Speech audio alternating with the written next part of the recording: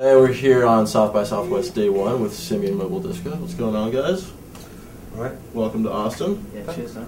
So, late last night I caught your guys' show. It was awesome. So far, I mean, is this your guys' first experience down here in Austin? No, this is our fourth time. At South by Southwest? Yeah. We've had very mixed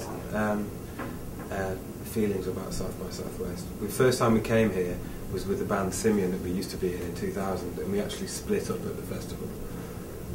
Whoa! Went our separate ways in a fish restaurant in probably on 6th actually. I think the fish wasn't that good. It was really good, actually. That's good. Yeah. And then we came back a few years later as just us two, but just DJing, and we played loads of really good parties and had an amazing time, just like hanging out in hotel rooms and being stupid. And then again we came last year, and all the parties we played sort of got shut down, which was sort of a bummer, but then somehow we managed to come back again. So I mean, seeing it kind of evolve so much, I mean, how has it changed in your guys' eyes? I don't know. It's sort of the same, if I'm honest. It's, you know, it's like people getting drunk in the street and falling over and having a good time, you know. Lots of random bands everywhere. It seems pretty much the same, is it? Eat a lot of barbecue.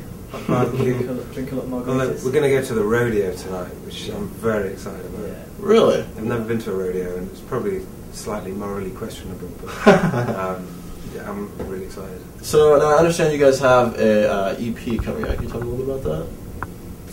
Do we have it here? No, this is already out over here.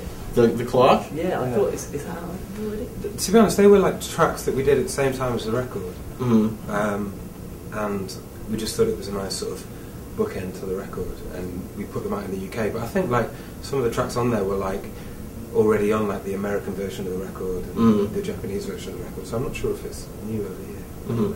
But it's all instrumental, correct? Yeah. Okay. And I understand that you guys work predominantly with analog equipment, correct? Totally. And I mean, is that hard? I mean, when I was watching you guys on stage last night, is it? I mean, as compared to working with digital stuff? It was hard last night because the drum machine broke. Yeah. It kept on making strange banging noises, and we couldn't figure out where it was coming from because a lot of our kit makes strange banging noises because it's a little bit old and a little bit flaky.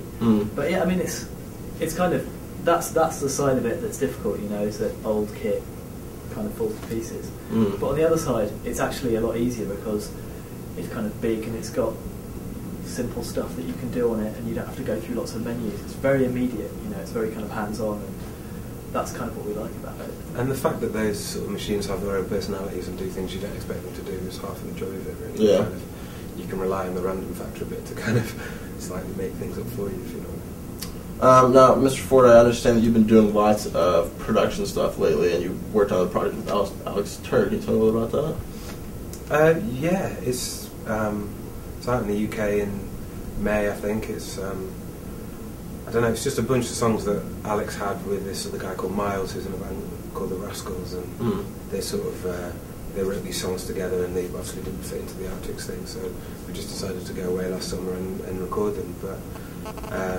they're very sort of, I don't know, like they've been listening to a lot, I suppose, Scott Walker and you know, Love and stuff like that. So it's kind of got that sort of earthy 60s feel, but we've got like full orchestrations. The guy from a guy called Owen Pallett, who did all the Final Fantasy and who did all the Arcade Fire strings and stuff, has done like some amazing arrangements for it. And I'm really proud of it. It sounds great. Awesome. So what's next with you guys?